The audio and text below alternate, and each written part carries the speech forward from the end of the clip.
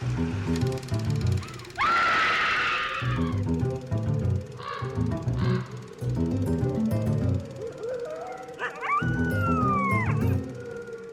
and welcome to Scream Scene, the horror movie podcast where we watch every horror movie ever made in chronological order, and then we rank them from best to worst. My name's Sarah. And I'm Ben. Thank you for listening to us today. How are you doing, Ben? I'm doing all right. We took a little vacation last week to Vancouver, which for the most part was a lot of fun. We saw a Janelle Monáe concert. We enjoyed a lot of good food. The airline did lose our luggage, but we got it back. So, everything's cool. And the last week was pretty good. This weekend, I have had, a little spike in my anxiety, which is, it's fine. It is what it is. But, yeah, overall, I'm okay. How about you? I also enjoyed our vacation. It is why we had a little bit of a delay in our weekly episodes, so thank you everyone for your patience. I know you've been waiting on bated breath for today's episode. It sounds like it's going to be something, but I am very excited to share that we have a new patron. Ah, nice.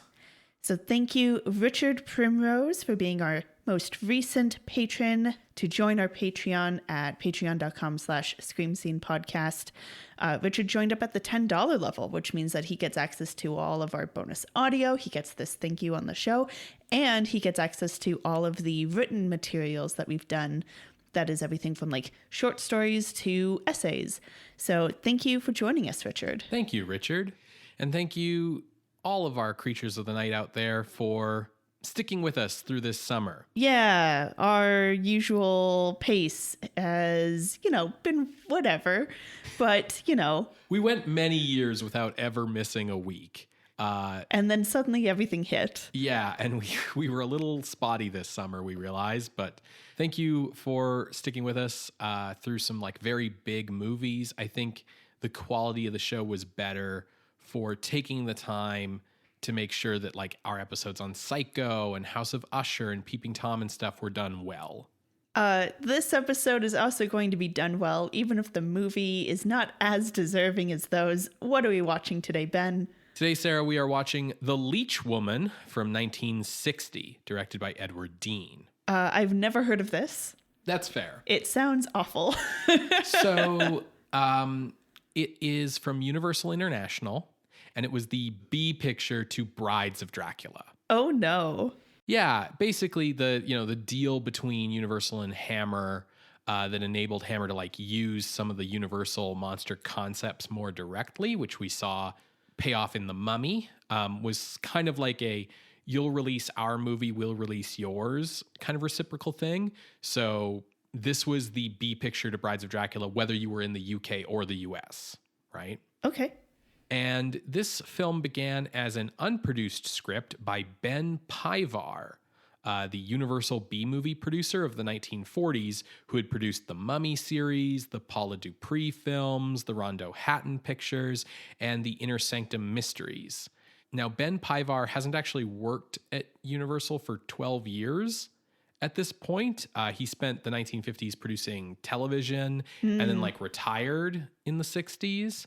So this is a script that's been sitting on the shelf since 1948. Yeah, it sounds like it. But producer Joseph Gershenson, the head of Universal's music department, decided to dust off the old script and handed it to writer David Duncan to revise.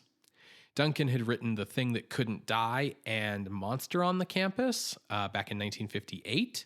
And in 1960, he wrote the screenplay for George Pal's adaptation of The Time Machine, which is kind of the thing that he's best known for. Duncan considered Pivar's script to be unshootably bad. He spent 2 weeks writing the new script and then never saw the movie in theaters, didn't see it until years later when it was on TV, at which point he declared it to be awful. Great stamp of approval from the movie's writer. Fantastic. The film's director was Edward Dein, who had helmed Curse of the Undead the year before. So he had kind of been a Western director. Curse of the Undead is Vampire Cowboy. Yes, that's right. Oh, that movie's so dope. So yeah, he had kind of been mostly a Western director before Curse of the Undead. And then I guess because he did that, Universal was like, cool, you can do horror too. So Sarah, you have some Leech facts prepared? You know, when we had the movie Attack of the Giant Leeches, I really went in on the leech facts. So I feel like our audience is fairly prepared. The leech in this movie is more metaphorical than literal. Well, from what I understand from a brief glance at a synopsis, in this movie, a lady wants to stay young, so they use leeches to create some kind of concoction. Yeah, she's leeching youth from men. Okay, so she doesn't actually use leeches. Well, I haven't seen the movie. Okay, well, for a movie called The Leech Woman, I feel like it's worthwhile to point out that leeches are hermaphroditic. Oh, okay. So they don't produce asexually like a flower or something. Like they do need a mate, but they have both genitalia. Gotcha. So it doesn't really matter who the mate is. Exactly. Well, I mean, it has to be another leech. But... Sure. So that's your fun leech fact of the day? Yeah, that's what I will mention for leech facts today. Because I feel like, you know, if you really want to learn about leeches, listen to our episode on Attack of the Giant Leeches, where it seems like it's more relevant. Okay. So the titular Leech Woman was played by actress Coleen Grey.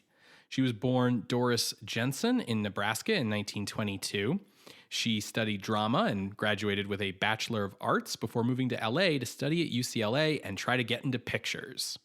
She scored a contract with 20th Century Fox in 1944, and she appeared in numerous films for them, including as John Wayne's love interest in 1948's Red River. She was let go from her contract in 1950 and spent the 1950s in smaller films and on television. In 1956, she appeared in Stanley Kubrick's The Killing. Oh. She's Sterling Hayden's girlfriend in that movie. And in 1957, she played the female lead in The Vampire. That's the one where the vampire is a science vampire. Yeah. In her retirement, she kind of transitioned into conservative activism. She was part of a group that advocated for letting students pray in school or something along those lines. Okay. And she passed away in 2015 at age 92. 92. She highly enjoyed making The Leech Woman because she liked the opportunity to be campy and really over the top with her performance and thought the whole thing was hilarious. I feel like that might be the right attitude for a movie where the writer isn't even impressed by his own work. Sure. So sometimes you got to lean into it, right? Mm-hmm. Our male lead is portrayed by actor Grant Williams, who was the Incredible Shrinking Man back in 1957, a movie that he basically just carries on his shoulders. Unfortunately, despite the fact that Incredible Shrinking Man was a critical success and a commercial success, and he got really good reviews for that role, it didn't really propel his career anywhere because it was a genre film. So It was just kind of wow, it's just science fiction. So I hate that attitude. Yeah. But I guess that explains why he's now in this movie. Yes. He appeared in the sci-fi flick The Monolith Monsters for Universal and numerous television appearances through the 1960s. And then this film, and after this film, Universal dropped him from his contract. Oof. He spent the 1960s on contract to Warner Brothers and acting on TV. His biggest role was probably on Hawaiian Eye, which was a cop show in the 60s. He retired from acting to teach in the mid 70s. To teach acting? Yes. Cool. And he passed away in 1985 at age 53 from blood poisoning. Which was probably caused by his alcoholism. Yeah. Which was probably caused by his intensely closeted homosexuality. He was Catholic. His mom disowned him. She had died a few months before his death and reportedly told him on her deathbed that she hated him. Holy shit. He had a big, alcoholism spiral after that, as you can my imagine. God. Yeah. Poor and then guy. Passed away from the toxemia. Holy shit. Yeah, very sad story. Yeah. In a secondary female role, we find Gloria Talbot, who people might remember from Douglas Sirk's melodrama All That Heaven Allows for Universal in 1955, but who Creatures of the Night may remember better from Daughter of Dr. Jekyll and I Married a Monster from Outer Space. Yeah. Talbot said that she agreed to do the Leech Woman because her son wanted a horse. So she did the picture and then bought him a horse and a nice saddle. Talbot retired from acting in 1966 and passed away in 2000. Okay. So The Leech Woman was actually shot in March of 1959.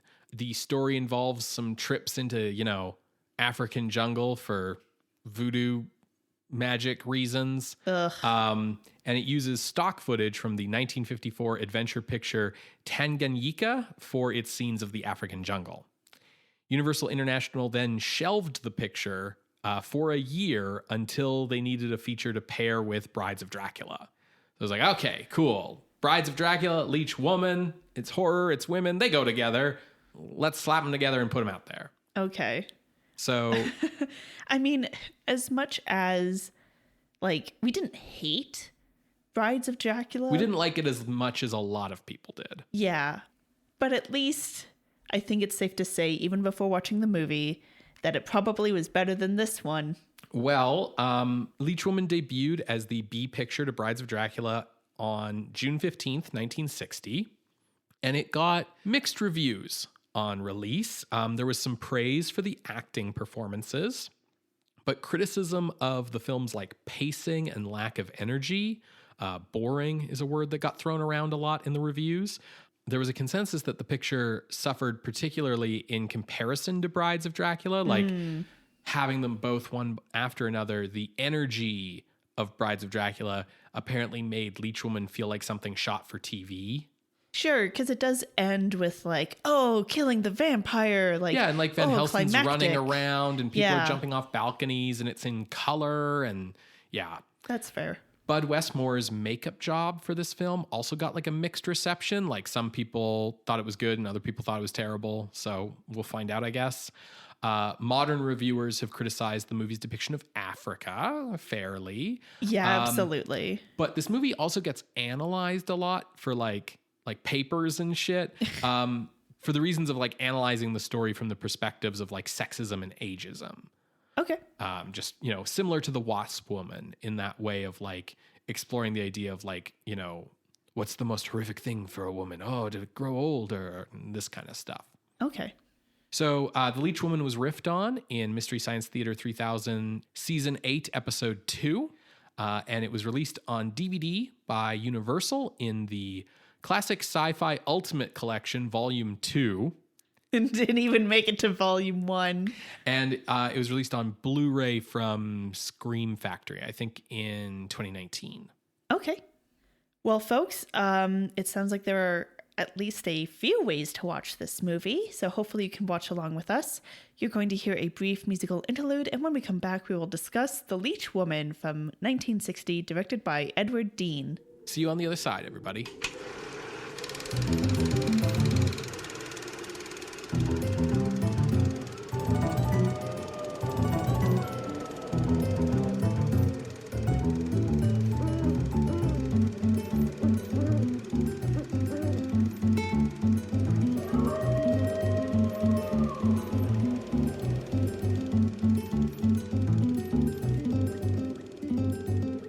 Welcome back, everyone, to Scream Scene.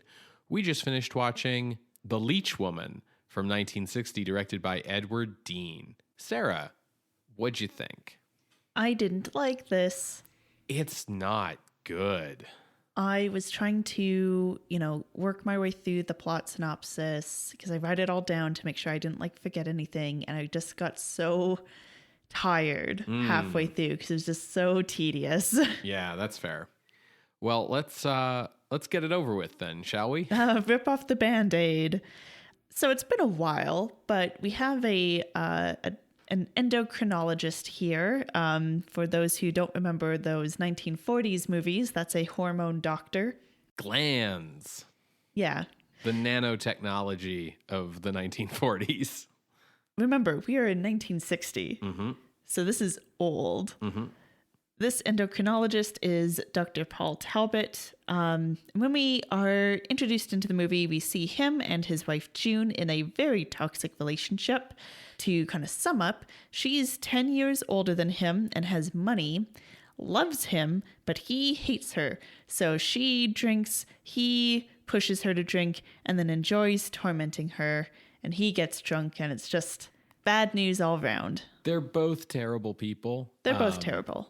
It's very, I said to Sarah at the time when we were watching it, that like this opening scene that introduces them feels like something that two actors would bring to their drama class to like present. Like knock off Cat on a Hot Tin Roof. Yeah. And it's very uncomfortable for the very first scene. Right? It's like, what a way to introduce a story. Now, Paul's work is about slowing aging by using glands, and this work brings a woman named Mala into his office. Now, Mala is 150 years old, and she explains that she was taken as a child from Africa by Arabian slavers, and the reason she's lived so long is by using this powder called Nipa from her tribe. And she's like, I'm telling you all this, Dr. Talbot, so you will give me money so I can go back home in exchange for like telling you about this Nipa powder, whatever. And Paul's like, yeah, dope. I'm also going to go back to your tribe and like learn more about this. Now let me just take an aside and say at Paul's clinic, we meet his nurse, Sally. And during that evening, we meet June's attorney, Neil. And we'll put those two characters on the shelf until they reappear. Right. Now, the reason that June is talking to her attorney, Neil, is because she's kind of been driven to the edge and she's like, fine, Paul, I'll give you the divorce you've always wanted. And Paul's like super down with that. But now he needs to travel to Africa, which takes money. So when he comes in, he's like, June, my darling, forget about that divorce. I've always loved you, yada, yada. So they head to Africa to try to find Mala's tribe. They hire the guide named David.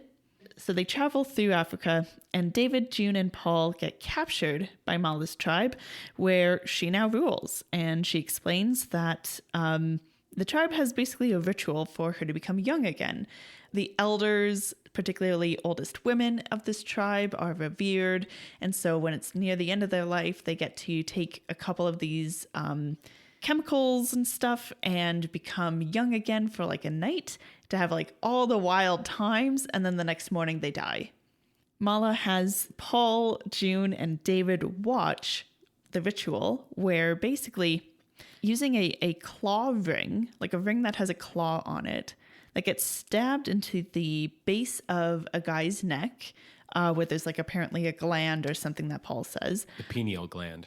And then mixing whatever gunk comes out of that gland with some orchid pollen is the secret concoction for Mala to become young again.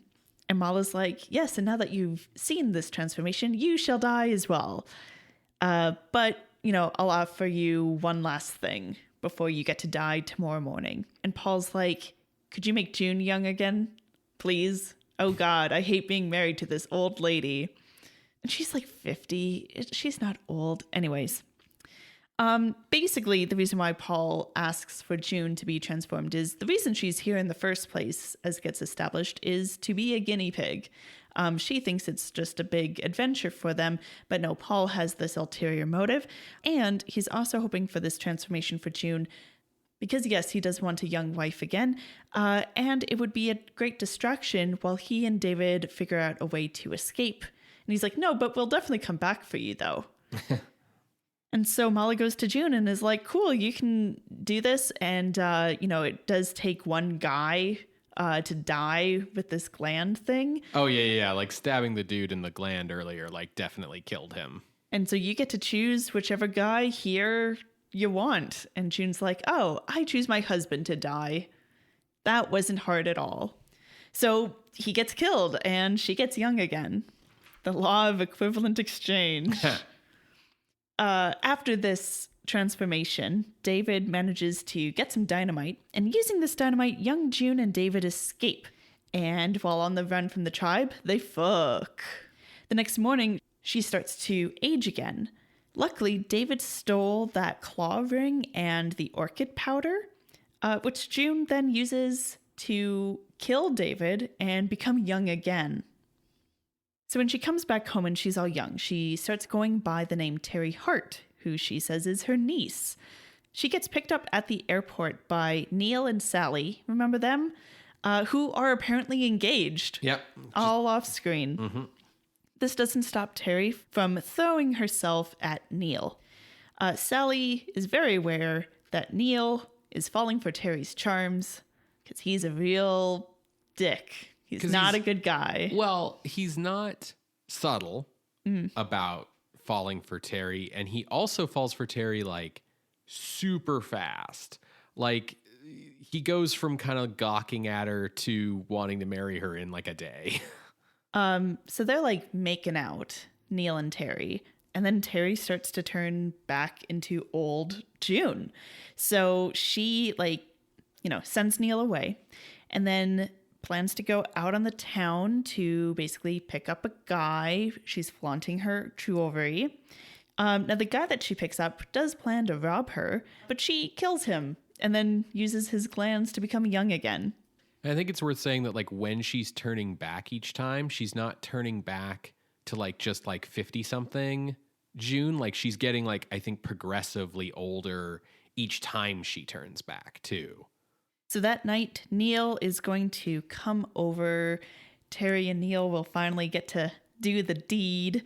And Sally knows and arrives first to basically convince Terry to go back to New York and decides to sweeten her persuasion role with a gun.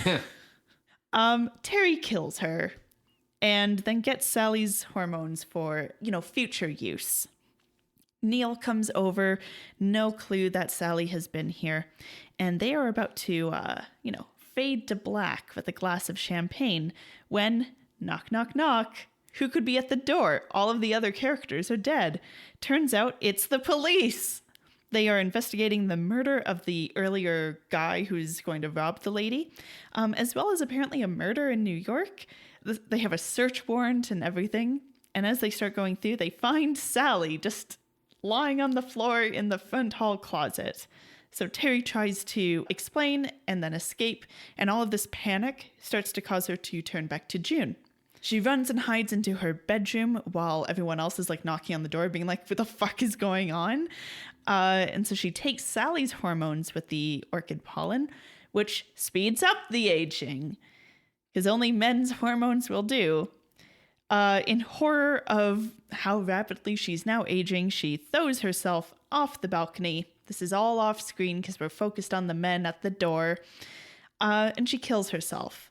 The cops and Neil make it in. They see her on the ground below and they shrug going, what the fuck? And that's the end. So let's talk about pacing. Yeah, so this is like 30 minutes of story in a 77-minute runtime. We don't get to Mala's tribe until 40 minutes in. It's 45 minutes when June gets the potion. So when the premise of the movie kicks in. Yeah. In this 77-minute movie, all of the stuff in Africa is super drawn out. Like the sentence, they travel to Africa and journey to Mala's tribe is like probably a good half hour of this movie. And because they really needed to use that stock footage. Yeah, and they're using the stock footage to drag out the running time with a lot of like stuff that isn't really important to the plot, like, elephants and crocodiles. Yeah, like at one point there's a bit where June gets away from the camp at night and gets threatened by a stock footage leopard. Like there's all kinds of like these like random encounters basically with stock footage from another movie, and it's just there to pad out time, and it has this effect where then the stuff that should be the meat of the movie, which is like the leech woman, like prowling the streets and like killing men to suck their youth from them, which like that's sort of what should be like the horror movie premise, right? Whether it's from a female perspective of like the horrors of like getting old and, you need to kill people to keep yourself young and like a kind of death becomes her sort of thing, or whether it's a horror from like a male perspective of like, hey, those women, right? Always, sucking up your youth and longevity, eh? Like, whichever perspective you're from, like that should be the horror part of the movie. And that stuff is like the last 15 minutes of the runtime. Yeah, I got really tired with this movie. I did enjoy the actress playing June. Yeah. Coleen Grey. Yeah, so she definitely is camping it up, particularly like after she gets the potion, and like that made it watchable. It's not that she's carrying the movie, but it just like helps you watch the movie because she's like really leaning into the premise. Everyone else is very bland, and I feel bad for Grant Williams, who like he's the top billed male performer, but he plays Neil because Neil is kind of the attractive young, breeding couple. Yeah, character. I was about to say like hero, but he's not. But like the juicier, bigger male role here is actually Paul, even though Paul dies like halfway through. I disagree because it's so fucking one note. Like what the script provides is Paul is a dick. There's nothing to him. But there's more to do as an actor there, I think, than with Neil, who kind of barely exists in the story. Well, I mean, they each have half of a movie. Sure. But it's like, Grant Williams was too handsome to be Paul, basically. Coleen Grey is all right. Gloria Talbot is not that good in this movie. Yeah, there's nothing to go off of as well. There's some like fun one-liners here and there, but not in a way that I would feel comfortable calling the script clever in any sort of way. All of the characters are unlikable, but I do think, even though that makes the movie hard to watch, I do think that's on purpose. I don't think this is a situation where the writers didn't realize all these characters were unlikable. But it's 1960, and we aren't as beholden to, we need to make all of our characters bad people so we feel comfortable killing them. Right. But I think what we're seeing here is a movie that feels like exactly what it is, a 1940s script with a 1960 rewrite. Sure. It's like, that's why we're doing gland shit again. That's why we're going to darkest Africa again. The only thing that really tells you like, hey, it's the 60s is the script can kind of talk a little bit more frankly about like a marital couple that has problems and alcoholism, and like talk a little bit more about sex and present like a woman who has sexual desire. And, also the black people in the movie are played by black people. So I think we're seeing a lot of evidence of that kind of tonal dissonance. I guess. This movie was never meant to be anything more than filler, and that is exactly what it is. I don't think that there is much to really speak about with this movie in terms of like things I liked, things I didn't like, because a lot of it was either bland or challenging to watch.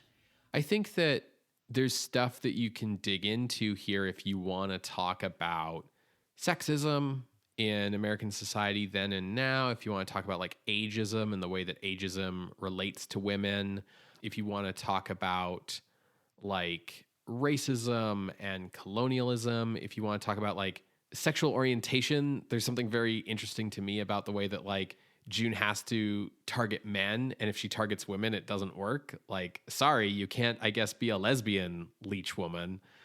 But now, is that a lesbian leech woman or a lesbian leech woman? A lesbian leech woman. Okay. But I think that so many of these exact same themes were handled so much better in The Wasp Woman. Yeah, I would much prefer Wasp Woman to this. I think this movie is very clearly riffing on those themes, but it's like it doesn't know what to do with them. Well, and I think, again, this maybe comes back to the like 1940s origin of the script or something, but Wasp Woman manages to integrate those themes into its premise a lot better, even though, like, on paper, like the premise is very similar. It's like a gland that they take from wasps to make her young again or whatever. but It's more like honey oh stuff. yeah, it's like the royal jelly stuff, right? Yeah. Anyways, but that's a minor detail. but like Wasp Woman works better because its lead character who needs her youth restored is like a model who became like the head of a cosmetics company. Started her own company. Right. Where her whole like livelihood and image and business depends on her looking good and young and beautiful. And that's not to say that like that's the only sort of woman for whom it's valid in a story to have those concerns, but it's more about when you're crafting a story with these themes, integrate those themes through the whole story. Yeah. And I think the reason why June is just the wife of the crazy scientist is because like some of that 1940s origin of like, well, that's all she could have been if this movie had been made in 1948. But Roger Corman had the benefit of writing a script from scratch in 1958 or 59, whenever Wasp Woman was, that could be a bit more modern, like from the get-go, rather than trying to like inject modern sensibilities into an older script. And the other thing is like Wasp Woman feels like it understands its characters better. Like it understands the psychology around not just that female desire to be young again, but also like the male chauvinism that drives that. Yeah. The makeup job by Bud Westmore is like average. It's like old people makeup on June until she's young again. And then on June, as she gets like rapidly aging throughout the movie, and on Mala as well, there's like the like second skin wrinkly stuff on her. I think Mala is played by like an older actress, just judging by her like body stature and stuff, but they definitely added more wrinkles onto her. The one thing I'll say that's effective about the makeup is that they make Coleen Grey look older and younger. Like when she's Terry, they're clearly doing stuff in the makeup to make her look younger than she is. And I think that's a really great way to approach those kinds of things. Normally, not in the context of like a weird sci-fi horror premise, but just in like the context of any movie where like a character has to go from like, I don't know, like 18 to 80, is like cast someone who's like 40 and do makeup to make them look young and do makeup to make them look old. Don't cast like an 18-year-old and try to get them all the way to 80, or don't cast like a 70-year-old and try to make them look 18. Like I think it works best when you have someone who's kind of mid-ground that you're doing makeup on both ways. For a great example of this, see Nigel Terry in the film Excalibur, who manages to go from being like teen Arthur to old man Arthur in the scope of that movie, and it's pretty effective through the whole picture. Absolutely. I don't have anything else to say about this movie. Do you? Yeah, I guess. I have one more thing actually. Oh yeah. Give me fucking leeches. Orchid pollen? Oh, like, no, if you're going to call it Leech Woman, don't have it be just like, because she sucks the life from men. When it's like, she also just like stabs someone in the neck and then like puts that liquid into some powder and then drinks that. Like, there's so much of a disconnect there. I want to see her biting faces. Right, you want like her to have like suckers on her fingertips or something. Or have like the powder be derived from leeches. Like, I don't know, make it more like creepy than an orchid that you've never heard of. So this is like part of what I wanted to talk about. Orchids. Yeah. Orchids are cool. Yeah. I have orchid facts if you'd like them. No, thank you. Okay. That's fine. Thanks, Sarah. When we cover the Orchid Woman, right. I'll talk about them. Yeah, for sure. I think the other thing about this movie that feels very old-fashioned and that is part and parcel of the pacing problem is the ending is like super out of nowhere and rushed. The movie could have ended with the characters themselves confronting each other. Like the dramatic opportunity of like Neil himself finding Sally's dead body and recognizing that like his horndogism led to his fiance getting murdered by this woman who has ruined his life like twice over with one action, and then the confrontation that could happen, and then the horror of like Neil recognizing that like this has been June all along, because the movie does at least set up in the early portion that like June clearly wants Neil. Yeah. When she's trying to get him to arrange a divorce between her and Paul. And like he cares for her in a way that feels very like, oh, this lady's really been beaten down. But that's kind of it. It's a very platonic kind of care. Right. And having that kind of realization of like, oh God, she did all of this to try, like, you know, like you could have had a big dramatic interaction with these characters, and instead the writer couldn't get to that point. They were just like, I don't know what to have happen next. I guess the cops show up. And the cops show up and they're like, we have a search warrant. And it's like, well, wait, what are you here for? Oh, we just want to question her about this murder. And it's like, how did you get a search warrant? And it's like, well, actually, there were 2 murders. Like, the cops are great. The cops are like the best part of this movie. The cops are great because they are exactly like how real cops would work in this situation, where they don't give any information to anyone, and they basically trick like Neil and June into revealing more information than they should, and kind of like just trap them in some lies and find the dead body and stuff. But they do just come out of fucking nowhere. Yeah. It made me think of like, you know, the Scotland Yard inspector who like shows up like clockwork in every like British horror movie at about the 40-minute mark. Yeah. And yeah, it just felt like this huge missed opportunity. And then it's just kind of like, and then she runs and throws herself out the window, and the end. Like, yeah, it really sucks. All of which is to say, is this a horror movie? Because we start with like this back and forth character drama, then it turns into like a journey through Africa adventure picture, and then, as you say, the methods of like murder and leeching here aren't even really played as being very creepy or gruesome. Right. It's not like scary. It's just like events that are happening. And then the cops show up. Yeah, if anything, this is an adventure movie. I will say, if we're going to start looking at ranking or whether this counts or not, the Wasp Woman is, we covered that in episode 283, and it's currently ranked at number 110. Oh, yeah. I wouldn't put this anywhere near that if we were ranking this. Absolutely. Yeah. I think it's always interesting when we get a movie that is 20 years too late, because that's happened a few times. And it's always been a discussion of like, this would have been horror in the 40s, but we're 20 years from that. Yeah.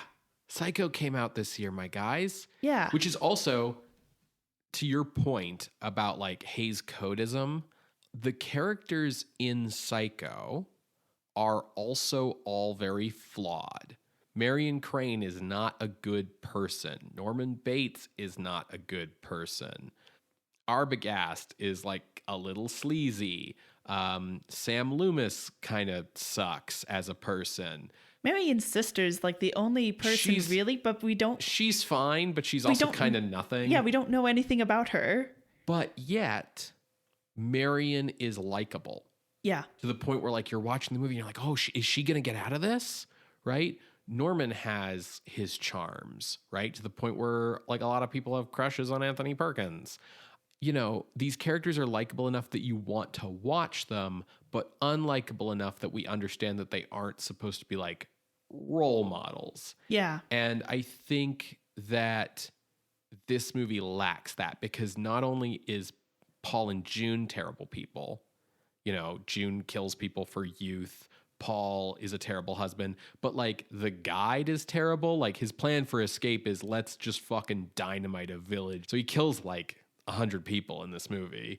And then Neil's terrible because he's willing to just like throw his fiance under the bus for like this chick he just met. Sally's terrible because like, as much as I understand your POV, Sally, pulling a gun on the hot chick who just stole your boyfriend and being like, you're getting on a fucking plane to New York, bitch. That's a baller move. Yeah. That was like, damn, Sally, I didn't know you had that in you. But it's like, that's still not a good person. No, but it's also like something exciting in this script. Sure.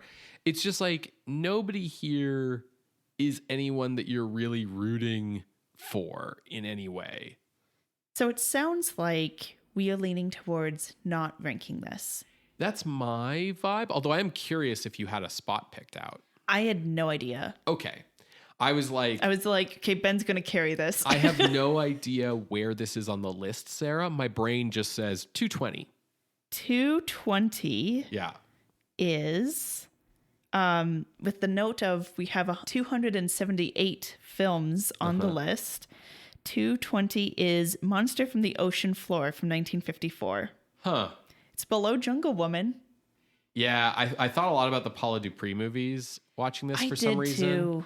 I think the combination of like female villain, jungles, and lots of stock footage. Yeah. But yeah, I don't think this counts. Like, I think this sucks real bad. Because I would also be putting it above Plan 9 from Outer Space, which doesn't feel right. No. Neanderthal would be below it. It's at 224, which is like not a good movie, but fucking awful. Like in a like horror way. Better horror movie, yeah. Yeah. So there's like, even looking at the bottom 10 for like The Creeper, The Monkey's Paw, Condemned to Live.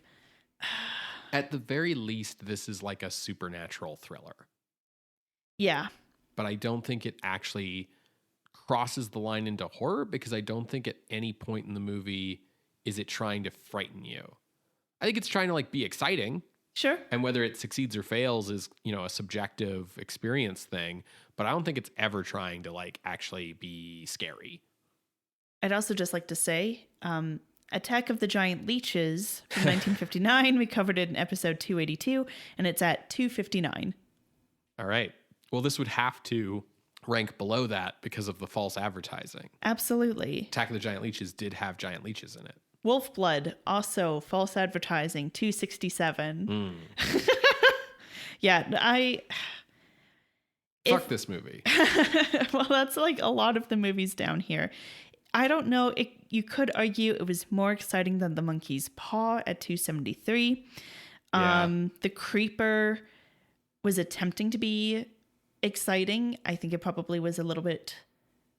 It had better pacing. So if I had... you twist my arm and I had to choose a range, it would be 269 to 273, The Creeper to The Monkey's Paw. But like, again, there's 278 movies on the list. Like, we're down in the dregs here. And yeah, like, I think just the fact that this was put on as the B picture to a horror movie, it means that they were trying to market this as horror. But they were also just trying to get it out of their library. Yes. They were like, yeah, women, here you go. Yeah, exactly. No, absolutely. This is product. This is film as content, right? Yeah, cool. Let's not put it ranked then. Great. Yeah, doesn't count. Not scary. Not even trying. Not horror. Not good. Don't watch. Don't watch. Waste of your time. Well, folks, if you do want to see the list, or at least see the other films that did not make the list, you can head to our website, screamscenepodcast.com. There you can find links to the many episodes that we have mentioned today, as well as our appeals box. You can submit an appeal of this non-ranking through our Ask box on Tumblr. You can also email us directly at screamscenepodcast@gmail.com.